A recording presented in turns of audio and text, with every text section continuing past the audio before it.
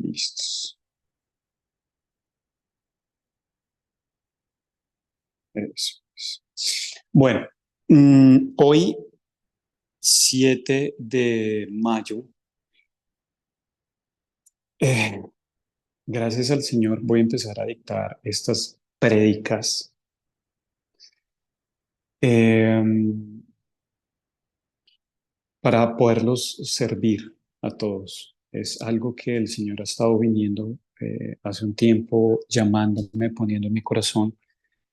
Y yo había estado de terco y bueno, nadie que realmente mm, busca al Señor se puede resistir a Él. Así que a partir de hoy, miércoles y de aquí en adelante, eh, voy a tener una prédica diferente para ustedes con temas que realmente sean interesantes para nosotros, ¿sí? Temas a tratar que tengan una profundidad y sobre todo podamos finalmente tener claros de una vez por todas qué es y qué no es, ¿sí? Les voy a dar un ejemplo.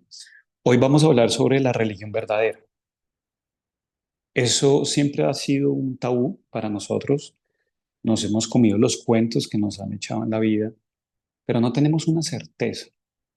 ¿Por qué? Porque no tenemos el conocimiento para saber qué es blanco y qué es negro. El próximo miércoles, si Dios nos da vida, quiero tener una prédica sobre el uso de joyas sobre las mujeres, ¿sí? Eh, hay un pasaje que habla específicamente de esto, donde se le incita a las mujeres de no usar eh, adornos. Y varias religiones han adoptado esta cultura y han hecho que las mujeres se sientan mal por usar maquillaje o aretes o vestirse de cierta manera. Pero ¿qué es lo que dice la palabra? ¿Qué es lo que realmente dice la palabra sin una gota de religiosidad? Entonces, todos estos temas que son tan importantes para una fe sana, es necesario tocarlos desde las escrituras, pero desde las escrituras vistas desde el contexto racional, sin religión, ¿sí? Y de esa manera podamos aprender legítimamente lo que el Señor nos quiere enseñar, valga la redundancia. Entonces, de aquí en adelante, todos los miércoles vamos a tener este espacio, si Dios nos lo permite, para que podamos aprender juntos sobre él.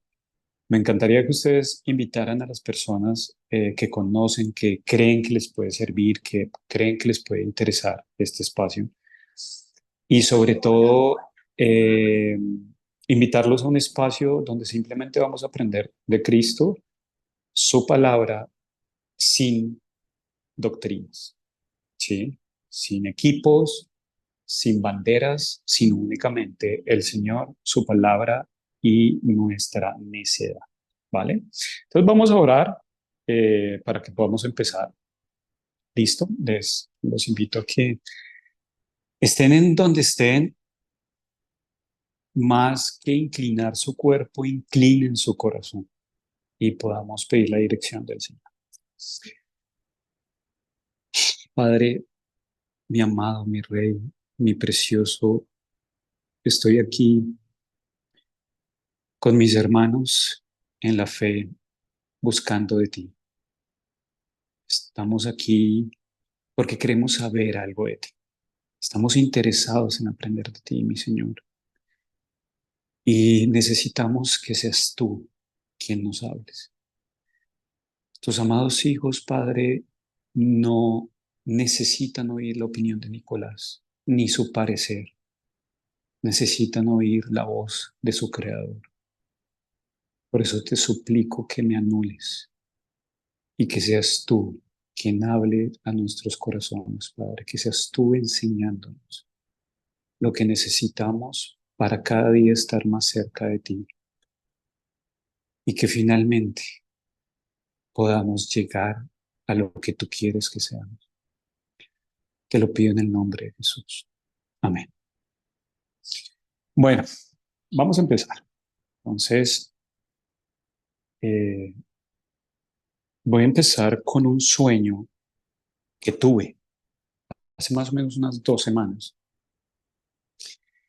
yo tuve un sueño mm, en el que, obviamente no les voy a hablar de un sueño que Dios me dijo que tú eres el... No, no, no. Hay una mujer que yo sigo en Instagram, que ella eh, es de otro país y físicamente, pues porque no tengo cómo conocer su carácter, ni sus pensamientos, ni cómo ve la vida, ni nada por el estilo, físicamente y su estilo me atraen mucho. No es una mujer que ande exhibiéndose, sino simplemente es su perfil personal. Me encanta el estilo que tiene. Si hay algo que a mí me gusta de una mujer es el estilo.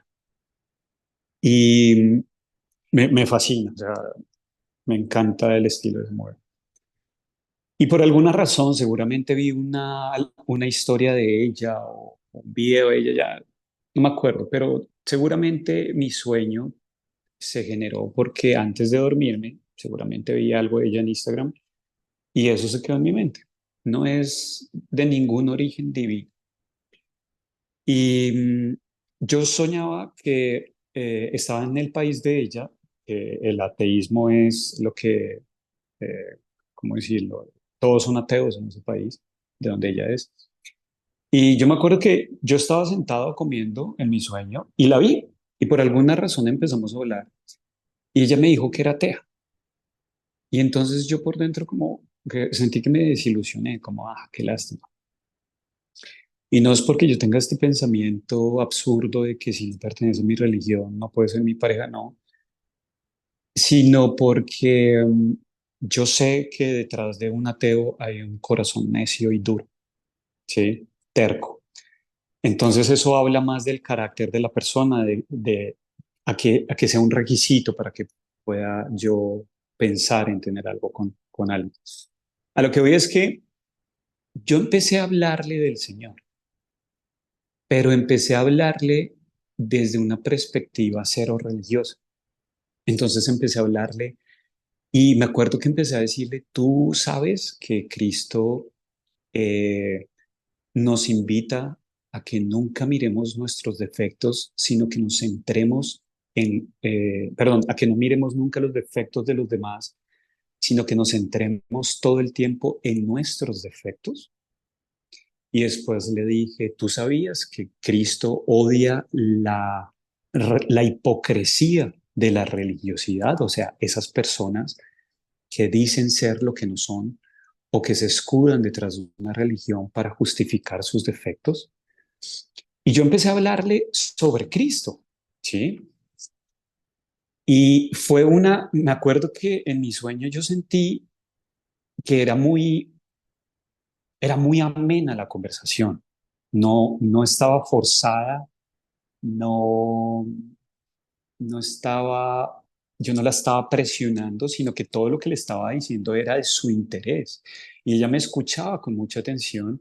Y me acuerdo que en el sueño ella me dijo como, ven, qué interesante, yo nunca había escuchado eso. En mi mente yo tenía que Cristo era una religión y me imaginaba una cantidad de cosas malas debido a esa imagen religiosa. El caso es que me desperté del sueño y yo dije, wow, qué diferente sería la vida hoy en día de cada ser humano si su primer contacto con Cristo fuera como este que yo acabo de tener en el sueño, donde no me están hablando de un equipo, ¿sí? Venga, únase a mi equipo, que mi equipo es el bueno, o donde no me están lavando el cerebro diciéndome que yo pertenezco a un grupo donde sí somos los buenos y todos los que no hacen parte de ese grupo son malos, y donde yo no me escudo en un título, sino que soy yo todos los días meditando en las palabras de Cristo para hacerlas realidad en mi carácter y sintiéndome mal cuando no llego al estándar de sus palabras. Sería un mundo completamente diferente, completamente distinto. Las personas querrían escuchar de Jesús, de Yeshua, querrían, anhelarían oír sus palabras. porque ya no hay nada de falsedad, ya no hay nada de hipocresía, ya no hay nada de doble moral, ya no hay nada de una seguridad falsa, sino una sinceridad absoluta, ¿sí? Entonces, me levanté y obviamente me acuerdo que le compartí eso a mis alumnos en el grupo privado que tenemos porque me pareció algo muy importante. Y de ahí es donde vienen muchas preguntas. Empecé a hacerme muchas preguntas y la primera de ellas es ¿por qué no lo hacemos? ¿Por qué no podemos compartir nuestra fe de esta manera? Y obviamente no podemos compartirla de esta manera porque no la vivimos de esta manera. Todo el tiempo estamos sumergidos en una ignorancia voluntaria de las escrituras. Yo estudio la palabra a diario y entre más leo, más absurda me parece la religión.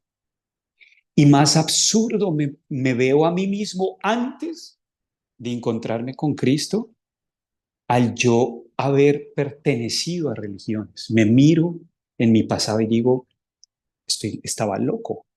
Todas mis decisiones estaban basadas en la ignorancia de la escritura del Señor. Porque entre más leo y más estudio y más estudio y más estudio, cada vez la palabra me va aclarando más y más y más que no existe una cosa como religión verdadera. Entonces digo, ¿de dónde sale toda esta masa gigantesca o esta bola de nieve gigantesca que arrastra y arrastra a las personas diariamente? ¿Cómo es posible que una idea inexistente en la palabra arrastre a tantas personas a diario y las sumerja en el dolor, en la tristeza, lejos de aquel que los está buscando todos los días? Y la respuesta que siempre viene a mi mente, gracias al Señor, es la ignorancia voluntaria. Hay algo peor que ser ignorante y es yo escoger ser ignorante. Yo, en mi voluntad, deseo desconocer algo. Eso es lo peor. Es peor que la ignorancia de por sí. Porque al yo tener la capacidad de poder tener el conocimiento y menospreciarlo y decidir vivir engañado, eso dice todo de mí. Dice absolutamente todo de mí. Entonces, la ignorancia voluntaria de las escrituras es lo que nos hace unos tontos, tontos zombies religiosos. ¿Hacia dónde dice el cura que vayamos? Para allá. ¿Hacia dónde dice el pastor? Allá, pastor, pastor. No tenemos raciocinio, no tenemos conocimiento. Somos ovejas zombies, pero ni siquiera somos ovejas, somos leones que decidimos comportarnos como ovejas con tal de que alguien nos diga por dónde es, en vez de nosotros mismos buscarlo por nuestra cuenta. Hay de nosotros los que lleguemos aquel día delante del Señor y le digamos, ay, es que el pastor me dijo, ay, es que el cura nunca me dijo.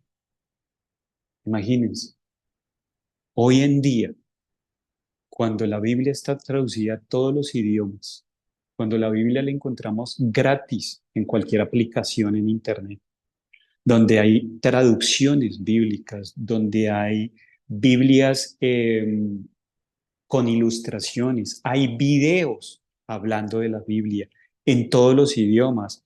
Mejor dicho, no tenemos ninguna excusa. Hay de aquellos que sigan en su necedad de ignorar las escrituras. Ahora, me acuerdo que hace un par de años eh, yo tenía una discusión con alguien, un director de una iglesia. Ya no me acuerdo por qué fui hace como unos 2 años a una iglesia, a las malas.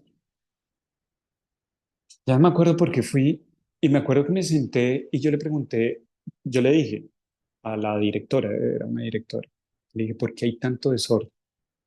porque hay unos acá hablando y otros acá hablando y nadie está entendiendo nada. Pues ella me dijo, no, es que es el estudio bíblico. Y yo, hay mucho desorden, no se está entendiendo. Después vino la prédica y un desorden completo, no se entendió, ¿sí? Y canten, y siéntense, y párense, y siéntense, y canten, y siéntense. O sea, un desastre. 2 horas ahí y todo el mundo esperando que se acabe la vaina para poderse ir. Entonces yo le decía, y le estaba expresando, y mis comentarios eran, hay un desorden, la gente no está entendiendo nada. Eh, Hay una cantidad de niños corriendo por todas partes que no entiendo que los traen a una iglesia si ellos no tienen capacidad de raciocinio todavía. Y es una paradera y una sentadera y cuando la persona va a hablar se extiende una cantidad de tiempo, mejor dicho, es un desorden. Entonces ella me decía, no, es que toca así porque la gente no estudia la palabra en su casa, entonces nosotros tratamos de enseñarle, mejor dicho, a lo que voy con esto es que yo quedé asombrado. Ese día yo me fui asombrado, yo dije, ¿cómo así que la gente no estudia la palabra en su casa? Entonces, ¿qué estamos haciendo con nuestra fe? Estamos yendo a que me digan qué hacer. Y ahí hay un gran problema, porque yo ya no estoy haciendo las cosas conscientes en las palabras de Cristo y ni siquiera conscientes, porque yo me acuerdo que yo veía a las personas, y seguramente ustedes lo han visto alguna vez, veía a las personas con un afán de que este man termine rápido para irnos a almorzar. Cuando yo voy a que me hablen de Cristo, si lo que me dicen de Cristo no me está confrontando con un defecto de mi carácter, yo estoy perdiendo el tiempo. Y si yo no estoy sumergido en esas palabras, yo estoy perdiendo el tiempo. Y si yo estoy yendo a que me digan lo que yo no busco aprender por mi cuenta, estoy jodido. Maldito el hombre que confía en el hombre y pone carne por su brazo, dicen las escrituras. A ver, pastor, ¿qué hay que hacer? Diga. Y yo, como un bobo, hago caso porque soy ignorante voluntario. Si usted dice que es así, así no sea así, pues yo lo hago. Porque en mi voluntad escojo no estudiar lo que debería estudiar y escojo confiar en usted. Primer error. Maldito el hombre que confía en el hombre. Entonces, vamos a tener un contexto histórico para entender un poquito más profundamente lo que les estoy diciendo. Resulta que Fabio Valerio Aurelio Constantino, un emperador romano que fue el que inició todo lo que nosotros hoy conocemos como esta multidiversidad de religiones, ¿sí? Fue el primero que empezó con todo este borolo, todo este desorden. Entonces, antes del primer decreto eh, en temática religiosa de Marco Aurelio, en los años 300 después de la muerte del Señor, bueno, de la ascensión del Señor, la iglesia cristiana era perseguida de una manera terrible. En el Coliseo Romano, una de las más populares, de los shows más populares, era lanzar a los cristianos que habían sido capturados, eh, cristianos no, seguidores de Jesús que habían sido capturados. Acuérdense que Roma cada vez se expandía y se expandía y se expandía más, entonces los capturaban, los llevaban al Coliseo Romano, los lanzaban para que los leones se los comieran, y eso era un show antes de los gladiadores. Casi siempre era antes. Arrojaban a las mujeres con niños de brazos y los leones los devoraban. Pero resulta que entre más se perseguía y se oprimía a estos seguidores de Jesús, más se multiplicaban. Entonces Marco Aurelio no era tonto, era un tipo muy astuto. Y él dijo, yo no puedo seguir oprimiendo a estas personas porque entre más las persigo, más se multiplican. Y con el tiempo van a ser más que nosotros, los romanos. y cuando nos excedan vamos a tener un problema. Entonces necesito hacerlos parte de Roma. Entonces, ¿qué hizo Marco Aurelio? Muy inteligentemente, en 1313 dio el primer edicto de Milán, que el edicto de Milán es lo que conocemos como el derecho a la libre expresión religiosa, ¿sí? Que es parte de la constitución de la mayoría de los países del mundo. Entonces, el edicto de Milán de 300, del año 313, después de la ascensión del Señor, es donde se para de perseguir a los cristianos, ¿sí? No son adoptados a Roma, porque eso pasa más adelante, pero en ese punto se les deja de perseguir. Entonces, los cristianos durante ese año, durante esos años, pudieron estar libres sin ser perseguidos. Ahora, en el año 321, aún viviendo Marco Aurelio, si no estoy mal a equivocarme, se, se decretó el edicto del domingo. Sí, este edicto es de Marco Aurelio, del domingo de reposo. ¿Qué hizo Marco Aurelio? Empezó a quitarle el sentido de pertenencia a los cristianos, a los seguidores de Cristo. Todos los seguidores de Cristo guardaban el sábado conforme lo dice el cuarto mandamiento, ¿sí? Pero Marco Aurelio empezó a destruir sus pilares básicos de la ley cristiana y empezó a cambiar de a poquitos todo lo que era un cristiano de por sí. Entonces, lo primero que hizo fue tomar el día del sol, porque en Roma en esa época se adoraba al sol como un dios, y el día de la adoración del sol, del dios sol, era el domingo. Entonces, Marco Aurelio, al ver esa devoción por el sábado, decreta que ya el sábado no es sábado conforme a Dios lo estableció, sino que ahora va a ser el día que él diga, que es el domingo. Y finalmente se prostituye el cuarto mandamiento del sábado, día de reposo, mandado desde el cielo a nosotros, por el domingo, día de la adoración de un Dios pagano. Ahí la personalidad y el carácter de los cristianos empieza a ir a pique, porque ya ellos no se empiezan a dar, ellos sin darse cuenta, empiezan a cambiarle su fe a través de decretos suaves y sin anestesia. Perdón, suaves y con anestesia, sin darse cuenta. Empezaron a quitarles lo puro que eran ellos. Después, el obispo Ocio de Córdoba eh, decreta el credo y nace la herejía. Entonces, el obispo Ocio de Córdoba en el año 380, ya no por mandato de Marco Aurelio, sino por su hijo, genera el decreto de Córdoba. Perdón,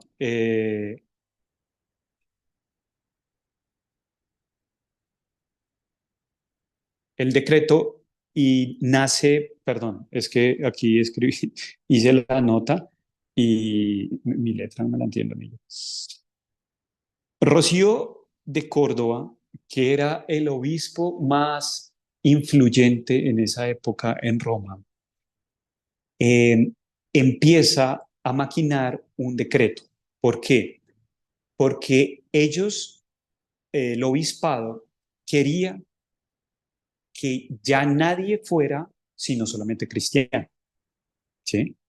Y que creyeran lo que ellos querían, no lo que ellos deseaban, o sea, no lo que el ser humano deseaba creer, o sea, ya querían el primer decreto que hizo Marco Aurelio, que es el edicto de Milán, ya lo querían transformar. Entonces ya no era usted es libre de adorar al Dios que quiera, sino que ahora usted tiene que adorar al Dios que yo le diga. Pero como el cristianismo estaba creciendo tanto, los seguidores de Jesús estaban creciendo tanto, y más cuando en el edicto de Milán se les dio libertad, pues ellos aprovecharon para generar un edicto En el 380 se llamaba el Edicto de todos los pueblos. Así se llamaba el edicto. ¿Qué quiere decir esto? Que todas las personas en el mundo, porque acuérdense que era el Imperio Romano, tenían que ser cristianos católicos. Católico quiere decir universal, ¿sí? Es la traducción de la palabra. Cristianos universales. Y ahí es donde nace la palabra herejes.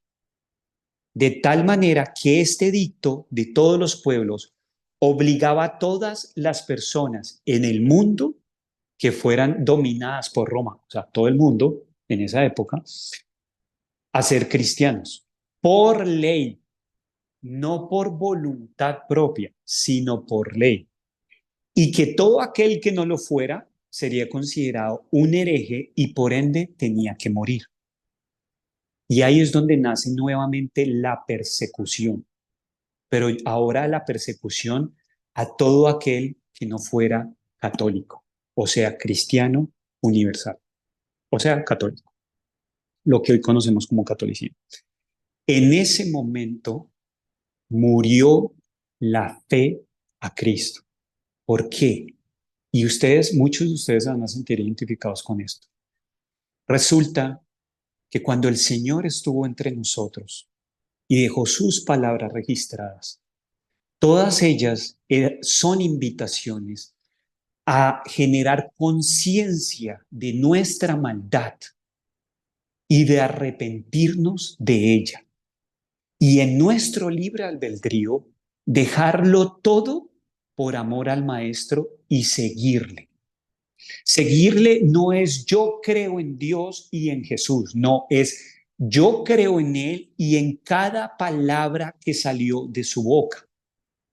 Por eso cuando leo que el Señor dice que no me fije en los defectos de los demás, sino en los míos, porque de lo contrario sería un hipócrita, a eso se refiere el creer en Jesús y su palabra. En que hago parte de que cada palabra que salía de la boca de Cristo, yo la hago parte de mi vida día tras día. ¿Sí? Pero para eso, yo como adulto necesito tener conciencia de lo que estoy haciendo. Porque Dios no vino a llamar ovejas sordas, vino a despertar la conciencia y la moral de las personas y darles un camino. ¿Sí? Cuando el edicto de todos los pueblos se decretó, se firmó y se empezó a hacer efectivo, en ese momento murió el cristianismo como tal, porque ya las personas pertenecían a una religión que no entendían. Ya las personas nacían en el cristianismo. Y ahí es donde empiezan a bautizar a los niños, que eso no tiene sentido, porque un niño no tiene conciencia de lo que está haciendo. Entonces yo nazco, me bautizan y automáticamente me meten en una religión que yo no entiendo. Pero a mí me dicen que eso es bueno, que me voy a ir al cielo por eso. Y yo sigo siendo la misma porquería de ser humano, pero creyéndome que soy lo que no soy. ¿Por qué? Porque yo hago parte de los buenos. ¿Se dan cuenta? El mismo cuento que nos dijeron a nosotros de niños. Aquí, en los países latinoamericanos, el que no es católico es cristiano, punto. Y cuando digo cristiano hace parte de cualquiera de las 5.000 subdivisiones del cristianismo que existen. Pero todos creen en Dios.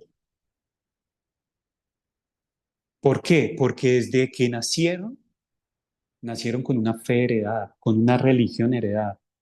Pero no está lo más importante, que es lo que Jesús vino a hacer a nosotros, y es generar la conciencia de nuestra culpabilidad. Entonces vamos por la vida creyendo que somos lo que no somos. ¿Y por qué? Porque hemos decidido ser ignorantes voluntarios de esto. Esto no lo sabemos, no nos interesa saberlo. ¿Por qué? Porque el cuento que a mí me echaron desde niño de que yo creer en Dios es suficiente, ese cuento me gusta. porque es que yo ya no tengo que hacer nada más.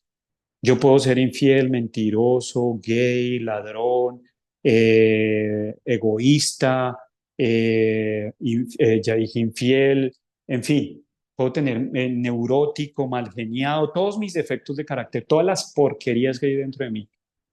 Y ya no pasa nada. ¿Por qué? Porque así es mi papá y él se va a ir al cielo porque él pertenece a esa religión.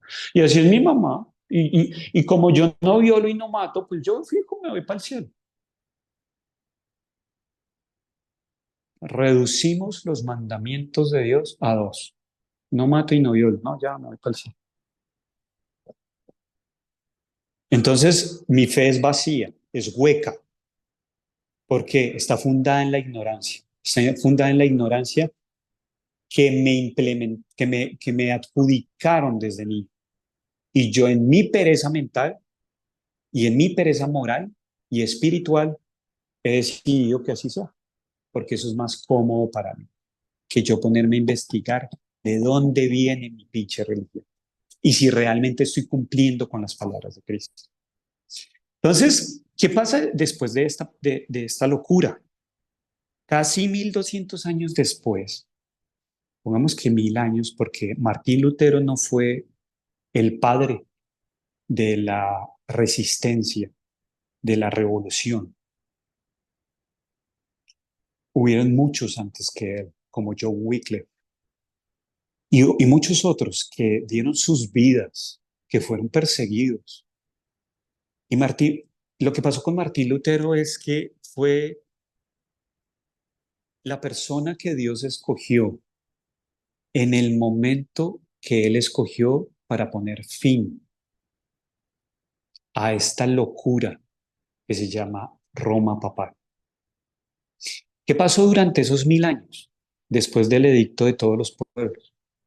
Que la Iglesia Católica empezó a fortalecerse tanto que un día los gobernantes romanos pasaron de ser jefes de Estado a ser súbditos del Papa.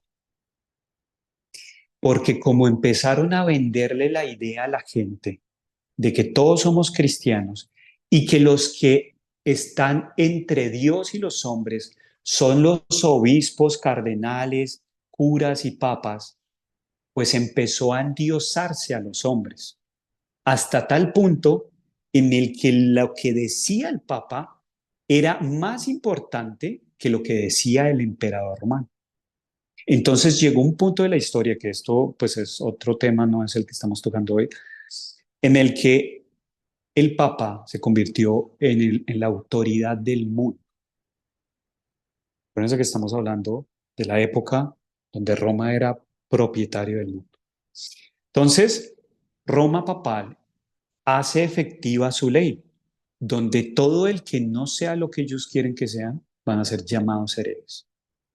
Y empieza a perseguir al pueblo, empieza a matarlo, a quemarlo, a encarcelarlos, a dejarlos morir enfermos.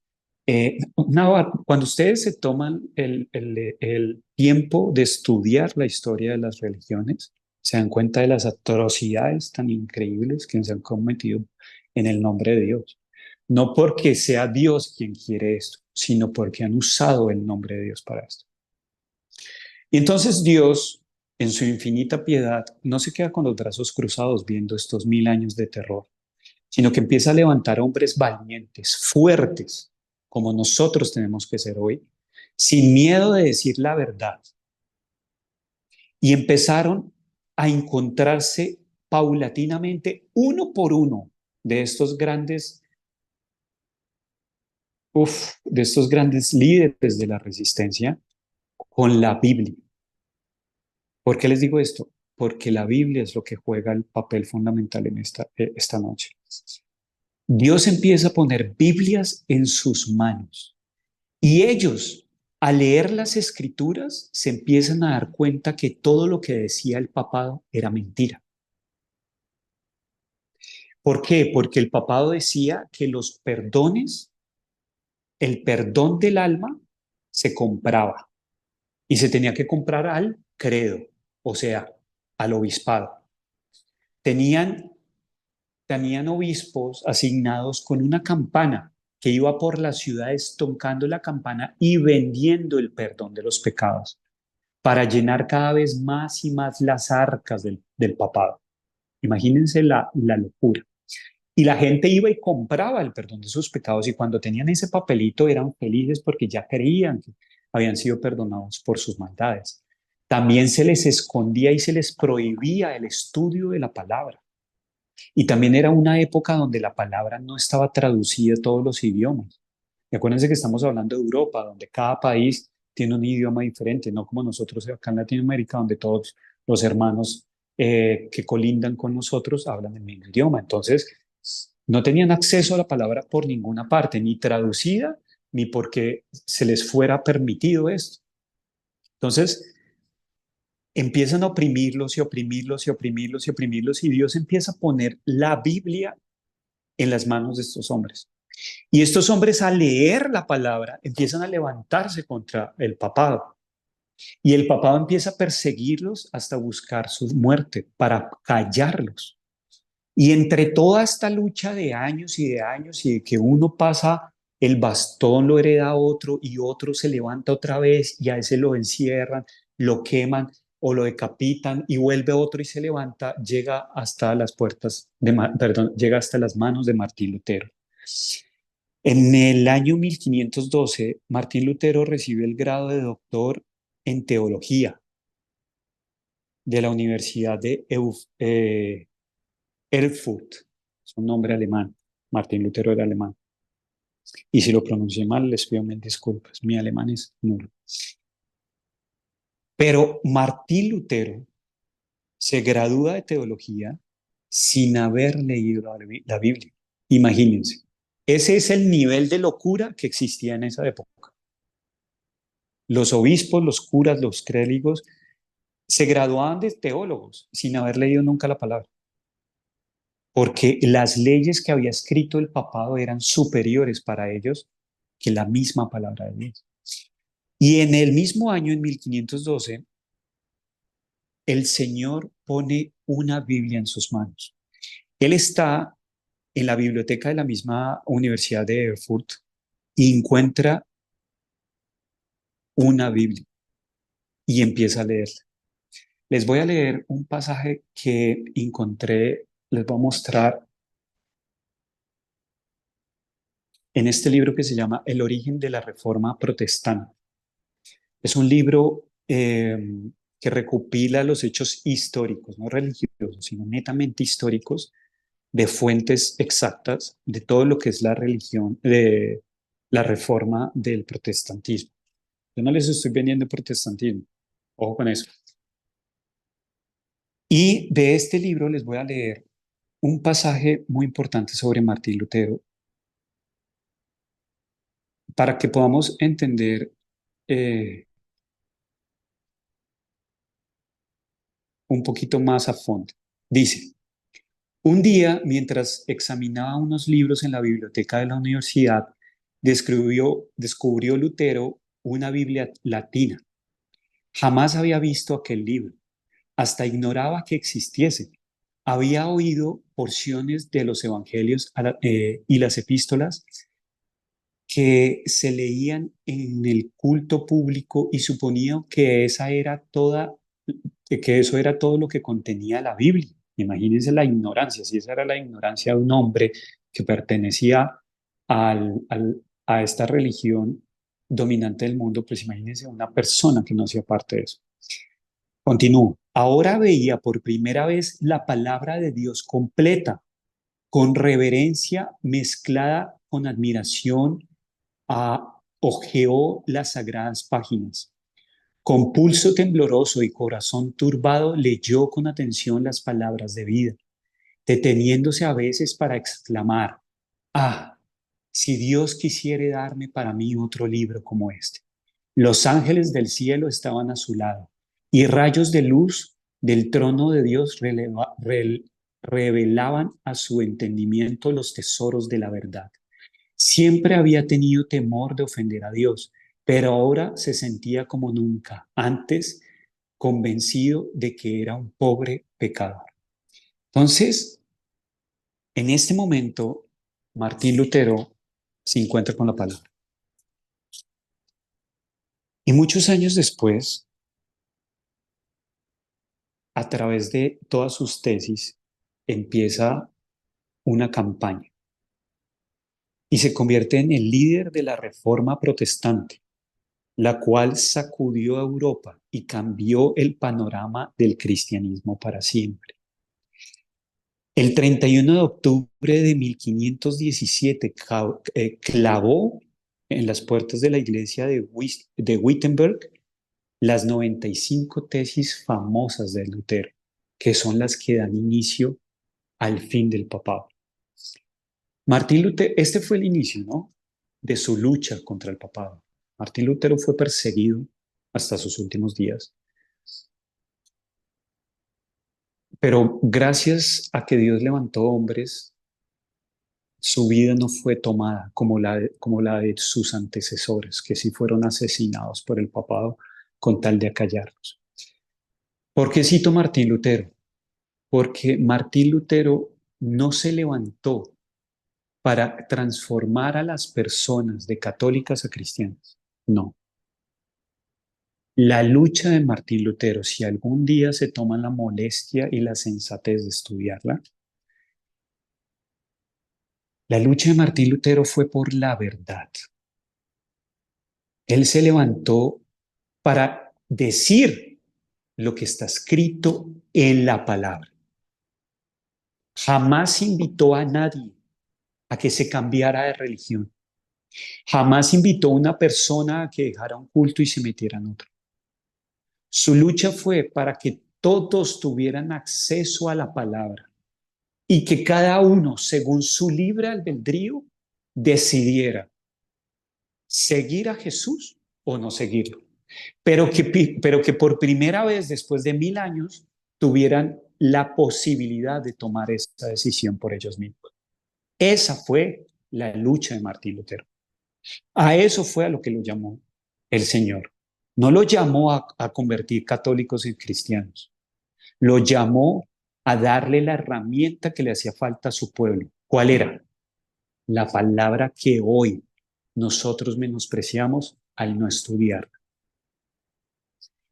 ¿Qué hizo Satanás en su astucia? Qué maldito tan inteligente. ¿Qué hizo Satanás? Empezó a levantar imitadores de Lutero.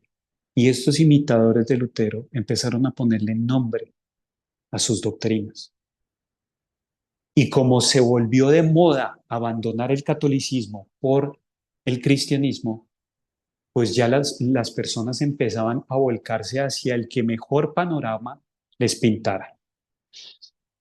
¿Tú qué me ofreces? No, tú simplemente ven acá, yo te bautizo y ya te salvaste, como dice Martín Lutero. Pero esa no era la lucha de Martín Lutero. Pero ellos empezaron a torcer la lucha de Martín Lutero y a ofrecerle más fácilmente a las personas su salvación.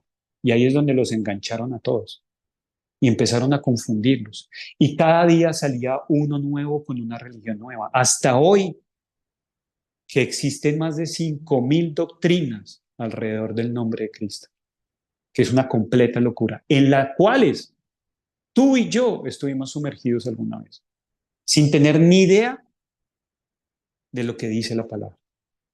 Bueno, Nico, ¿qué dice la palabra? La palabra dice que no existen las religiones y que no importa en qué religión yo me haya metido, solo hay un requisito para yo poder ir al cielo. Y no se los voy a decir yo, se los voy a leer de la misma palabra, para que no sean mis palabras, sino sean las del Señor.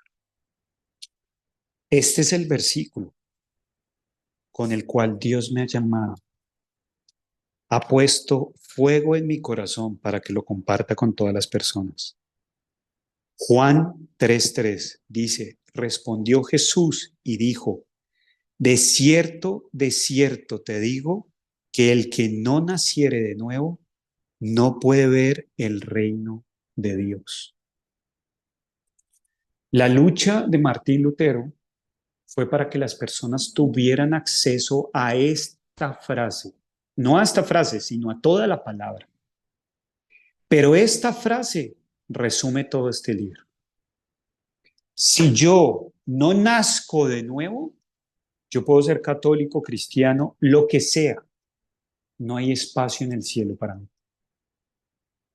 Lo único que yo puedo hacer es nacer en un nuevo ser humano. El Evangelio de Cristo, si ustedes se toman la molestia de estudiarlo durante varios años, lo único que nos predica es muera, no cambie, muera. Yo no necesito que usted mejore, muera.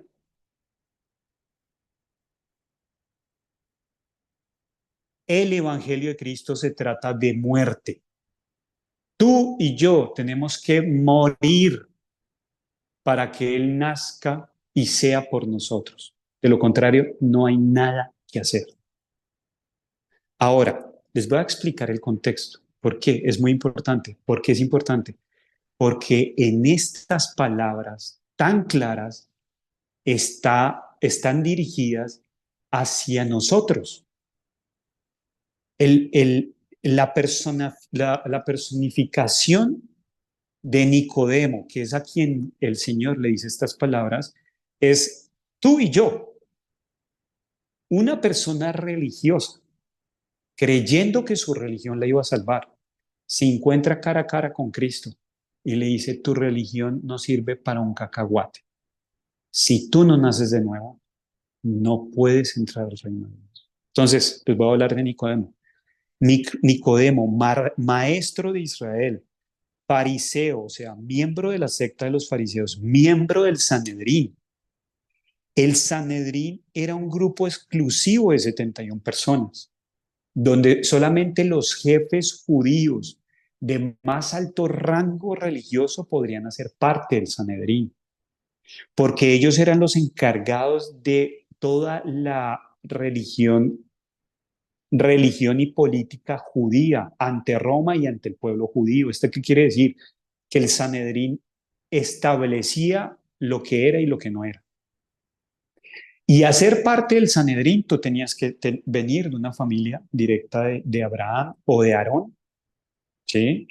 Eh, ser de un linaje de levítico, o sea, los descendientes de Aarón, que es el primer sacerdote, son a quienes se les dio esta tarea. Y tú tenías que hacer parte de ellos. Y si venías del linaje de Abraham, pues con mayor razón. Porque acuérdense que todos los fariseos siempre se escudaban, ah, es que yo soy hijo de Abraham. ¿Sí? Así era eh, Nicodemo. Pero Nicodemo no era cualquier pendejo. Nicodemo era un hombre de mucho estatus, de mucho dinero, de mucha fama. Y acuérdense que estamos hablando de una época donde la religión judía era, era todo para los judíos. No había alcalde, no había presidente, ya en esa época no había rey. Su religión era todo. Entonces, hacer parte del Sanedrín era estar en el estatus más alto religioso, ¿sí? Acuérdense que en esa época, como les estoy diciendo ahorita, la religión no es como, ah, sí, yo pertenezco a tal religión, pero soy alcalde de tal lugar. Entonces mi estatus me lo da no mi religión, sino mi título de alcalde. No, en esa época eran las dos cosas unidas, ¿sí? El estatus que a mí me daba, el estatus más alto que yo podía llegar a tener, no era de presidente, sino era de hacer parte del Sanedrín. Entonces, Nicodemo era una persona que pues tenía todo lo que nosotros tenemos, pero más, o sea, pero con validez, ¿sí? Entonces, Nicodemo tenía sangre azul. Nicodemo hacía parte del grupo más exclusivo de la nación, que era los 71 del Sanedrín. Nicodemo eh, creía, pues como hacía parte de ese grupo, pues él ya estaba por encima del bien y del mal, como dicen los viejitos hoy en día, una frase tremendamente diabólica. Eh, entonces, él representa lo que nosotros somos hoy en día. Yo ya me salvé. ¿Por qué? Por mi religión. Pero mi religión, igual que la de Nicodemo, estaba basada en la ignorancia. A pesar de que él sí estudiaba las escrituras, Su mente estaba sumergida en ignorancia. ¿Qué pasa? Nicodemo le causó curiosidad las palabras de Cristo. Lo escuchó predicar, escuchó predicar a Juan sobre él y después lo vio predicar a él. Él estuvo presente cuando el Señor limpió las escaleras y las puertas del templo, de los vendedores y los cambistas. Y le causó mucha curiosidad. En realidad, el Espíritu Santo estaba haciendo un trabajo en el corazón de Nicodemo.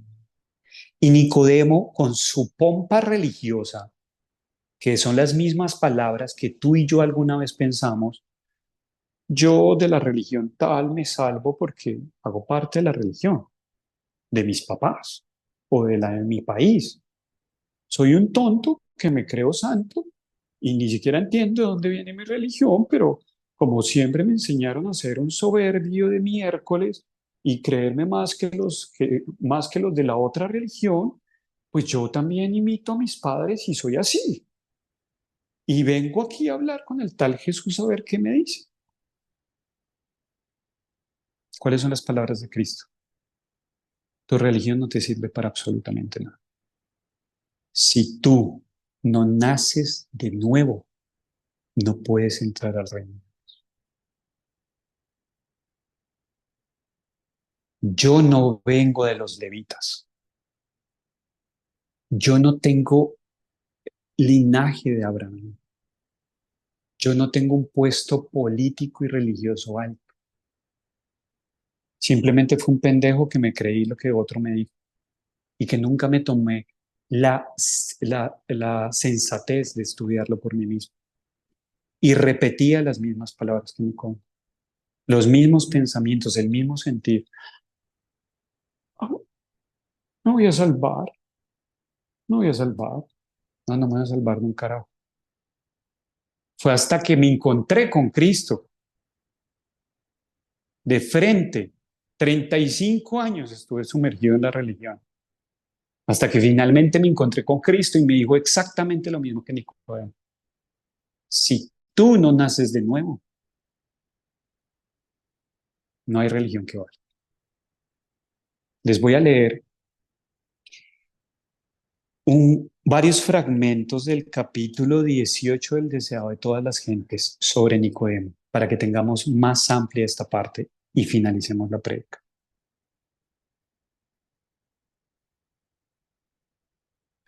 Dice así: desde que oyera a Jesús, Nicodemo había estudiado ansiosamente las profecías relativas al Mesías, y cuanto más las escudriñaba, tanto más profundo se volvía su convicción de que era el que había de venir.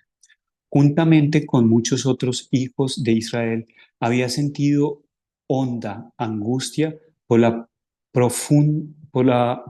profanación del templo. Había presenciado la escena cuando Jesús echó a los compradores y vendedores. Contempló la admirable manifestación de poder divino. Vio al Salvador recibir a los pobres y sanar a los enfermos. Vio las miradas de gozo de estos y oyó sus palabras de alabanza. Y no podía dudar de que Jesús de Nazaret era el enviado de Dios. Deseaba ardientemente entrevistarse con Jesús, pero no osaba buscarle abiertamente. Sería demasiado humillante para un príncipe de los judíos declararse simpatizante de un maestro de tan poca fama. Si su visita llegase al conocimiento del Sanedrín, le traería su desprecio y denuncias. Resolvió, pues, darle en secreto esta entrevista. Jesús, cuando continuó, después de que Nicodemo entra y ve al Señor y le habla, Jesús, no estoy leyendo, Jesús ni siquiera lo saluda. Y aquí vamos a entender por qué, sino que automáticamente le dice lo que necesita oír. Empiezo a leer. Jesús fijó los ojos en el que hablaba, como si leyese su alma. En su infinita sabiduría vino delante de sí, vio a uno delante de sí que buscaba la verdad.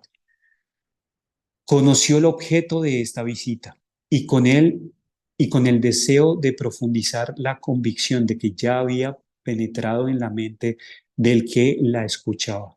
Fue directamente al tema que le preocupaba, diciendo solemne, aunque bondadosamente, en verdad te digo, que al menos que el hombre naciere de lo alto o de nuevo, no puede ver el reino de Dios. Nicodemo había venido al Señor pensando entrar en discusión con él, pero Jesús descubrió los principios fundamentales de la verdad. Dijo a Nicodemo, no necesitas conocimiento teórico, tanto como regeneración espiritual. No necesitas que se satisfaga tu curiosidad, sino tener un corazón nuevo. Debes recibir una vida nueva de lo alto antes de poder apreciar las cosas celestiales. Hasta que se realice este cambio, haciendo nuevas todas las cosas, no producirá ningún bien salvador para ti el discutir conmigo mi autoridad o mi misión. La figura del nuevo nacimiento que Jesús había empleado no era del todo desconocida para Nicodemo. Los conversos del paganismo a la fe de Israel eran a menudo comparados a niños recién nacidos. Por lo tanto, debió percibir que las palabras de Cristo no habían de ser tomadas en su sentido literal, pero por virtud de su nacimiento como israelita, se consideraba seguro de tener un lugar en el reino de Dios, la religiosidad. Le parecía que no necesitaba cambio alguno. Por esto le sorprendieron las palabras del Salvador. Le irritaba su íntima aplicación a sí mismo. El orgullo del fariseo contendía contra el sincero deseo del que buscaba la verdad.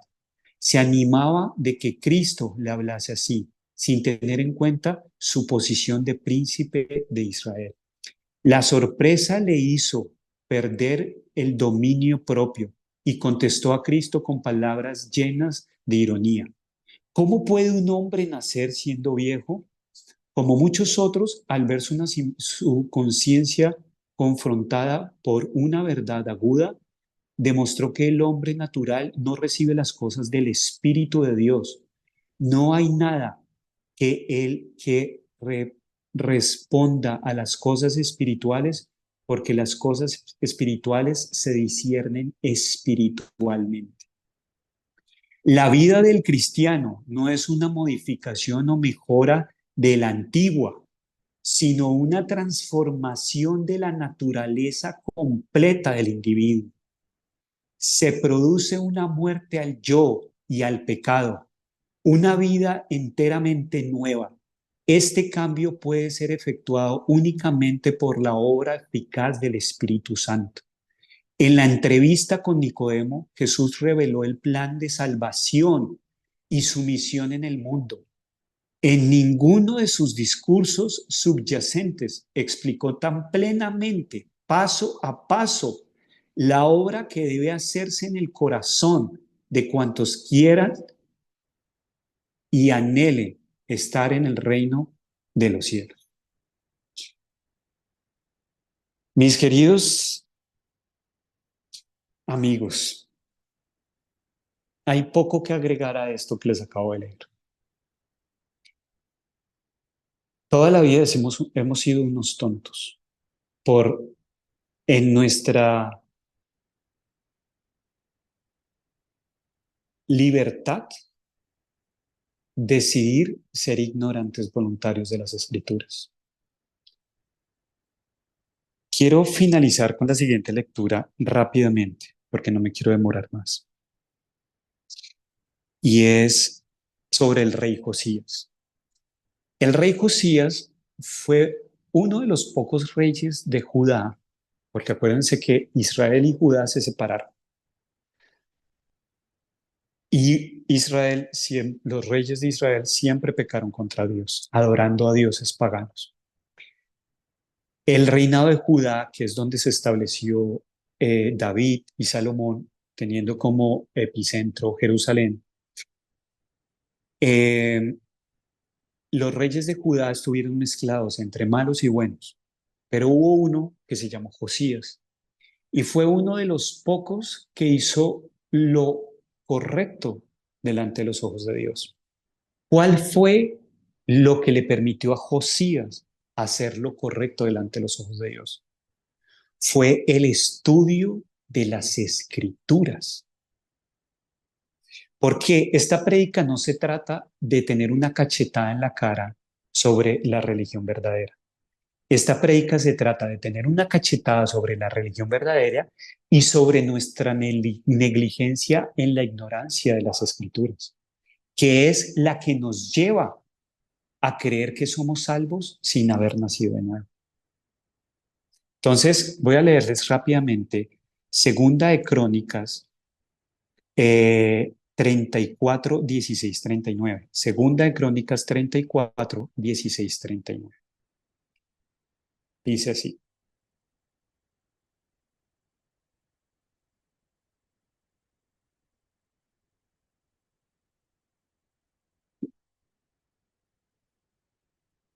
Segunda de Crónicas 34, del 16 al 36. Lo repito, es para que ustedes tengan la oportunidad de anotar. Dice así la palabra del Señor. Este, estamos hablando de un momento en el que Josías manda a limpiar el templo y los sacerdotes se encuentran con el libro de la ley. Este se lo llevó, dice el capítulo 16, al rey cuando fue a darle cuentas de su tarea. Tus siervos han hecho todo lo que les has encargado. Recogieron el dinero que había en el templo y se lo entregaron a los encargados y a los obreros. Y le comunicaron la noticia. El sacerdote Gelcías me ha dado un libro. Safán lo leyó ante el rey, y cuando éste oyó el contenido de la ley, se rasgó los vestidos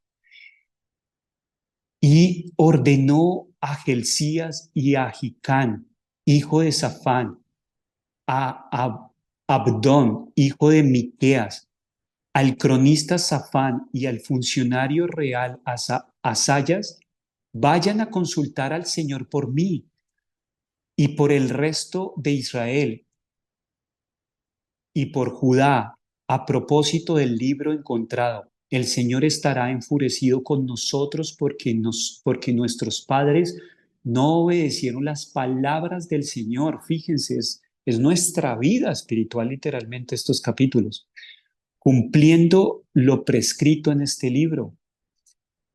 Gelcías y los designatarios por el rey fueron a ver a la profetisa Hulda, esposa del guardarropa Zabulón, hijo de Ticúa, de Hasra, que vivía en Jerusalén en el barrio nuevo.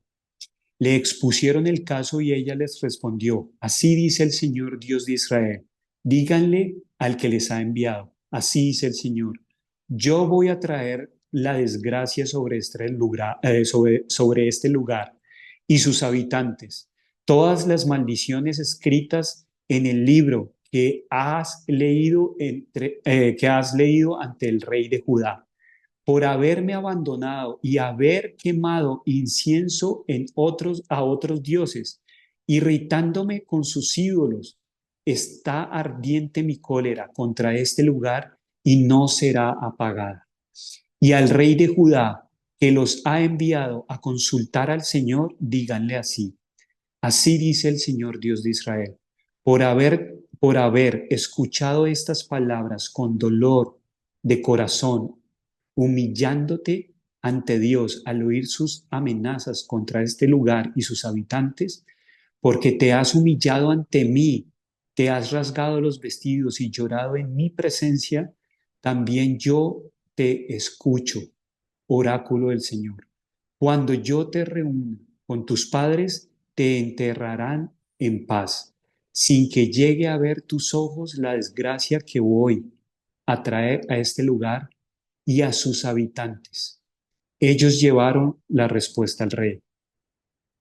Hoy en el 29 vamos a terminar en el 36.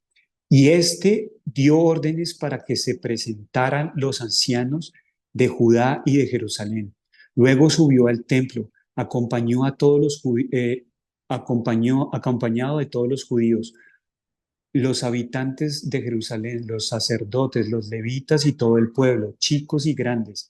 El rey les leyó el libro de la alianza encontrado en el templo. Después, en pie, sobre su estrado, selló ante el Señor la alianza, comprometiéndose a seguirle y a cumplirle sus preceptos, normas y mandatos con todo su corazón y con toda su alma, poniendo en práctica las cláusulas de la alianza escritas en este libro.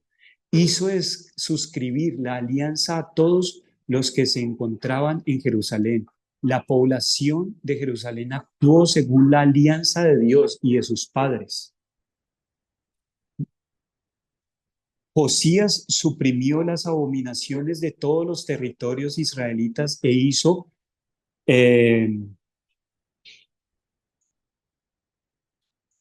hizo que todos los residentes en Israel dieran culto al Señor su Dios. Durante su vida no se apartaron del Señor, Dios de sus padres. Entonces, fíjense, en la historia del rey Josías podemos ver lo que causa cuando nos encontramos con la palabra, con las escrituras. Nos encontramos con la verdad. Y la verdad, como dice la misma palabra, nos hace libres. Mi invitación para ti es que nunca más vuelvas a creer en cuentos raros y chinos de otro. Llámese pastor, cura, mamá, papá, hermanos, sino que tú seas fiel a las escrituras. Y así como el rey Josías, al encontrarse las escrituras, cambió su vida para siempre y la de los que gobernaba, y así como Martín Lutero y muchos otros hombres que sacrificaron su vida cuando se encontraron con las escrituras, transformaron primero su vida y luego la de los demás, tú hagas lo mismo. Hoy la invitación es a que tú te hagas responsable de tu fe y estudies las escrituras. Y no olvides que si no naces de nuevo, no hay religión que te vaya a salvar. No existe la religión verdadera. No existe una religión salvadora. Solo existe morir y nacer de nuevo. No hay otro camino a la eternidad con Cristo. No lo hay, según la palabra de Dios. Ahora, ¿sabes cuál es la definición bíblica de religión? De religión verdadera. Resulta que la misma palabra nos da la definición de religión verdadera. Te la voy a leer. Santiago 1:27. Voy a leértela aquí mismo. Es que esta es letra pequeña, entonces casi no alcanzo a ver. Pero dice Santiago 1:27. La religión pura y sin mancha delante de Dios Padre es esta: visitar a los huérfanos y a las viudas en sus tribulaciones y guardarse sin mancha del mundo. Esa es la definición de Dios de religión pura. El que visita a los huérfanos y a las viudas, o sea, a las personas con mayor necesidad, en sus tribulaciones, o sea, en sus problemas, y les ayuda a resolverlos, y se guarda sin mancha de este mundo, aquel es el que practica la religión verdadera. Eso solamente lo puede hacer un corazón que nació de nuevo en Cristo.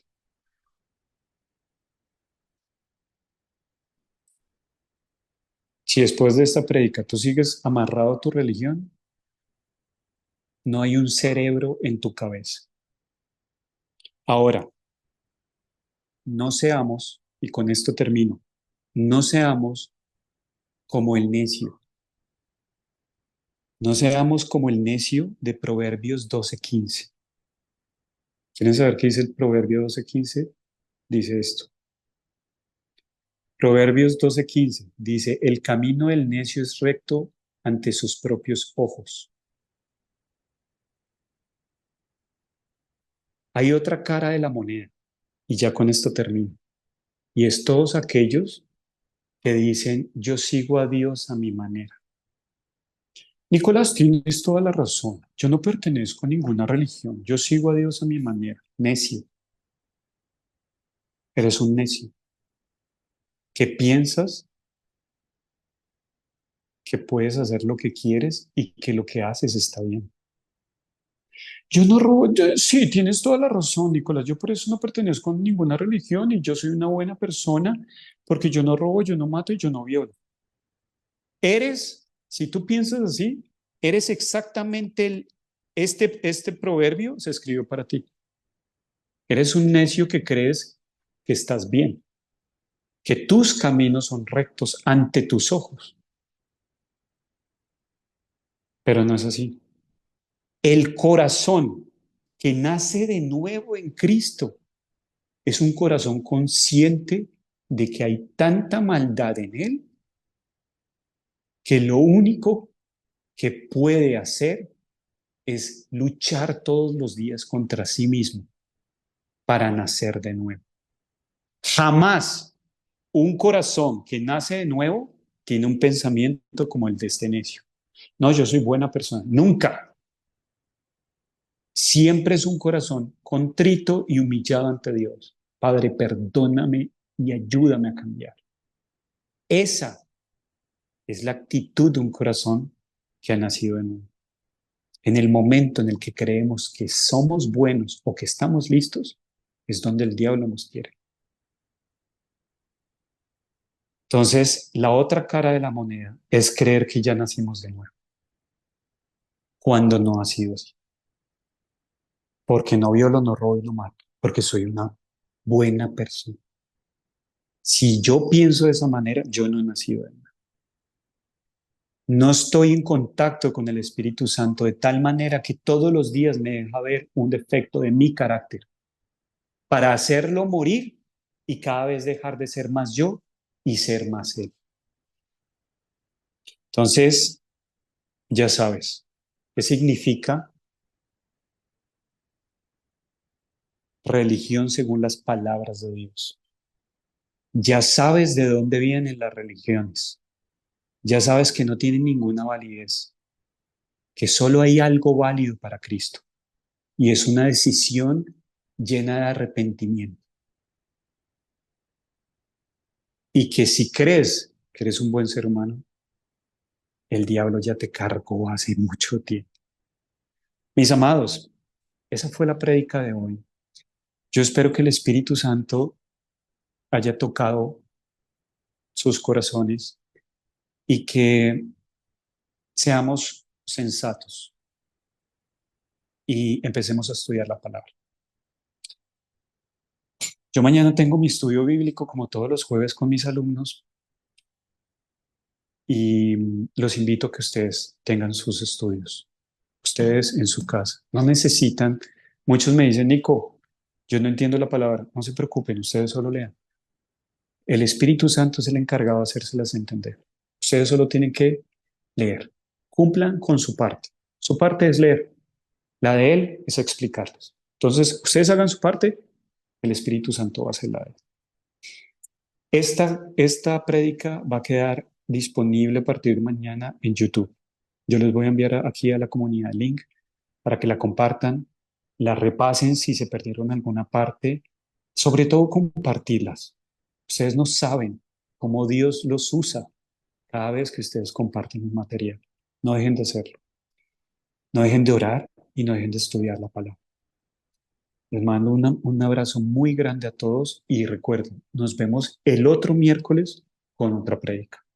Traten de invitar a todos los que conozcan para que cada vez más seamos en esta comunidad que vamos a empezar a aprender todos los miércoles más sobre el Señor.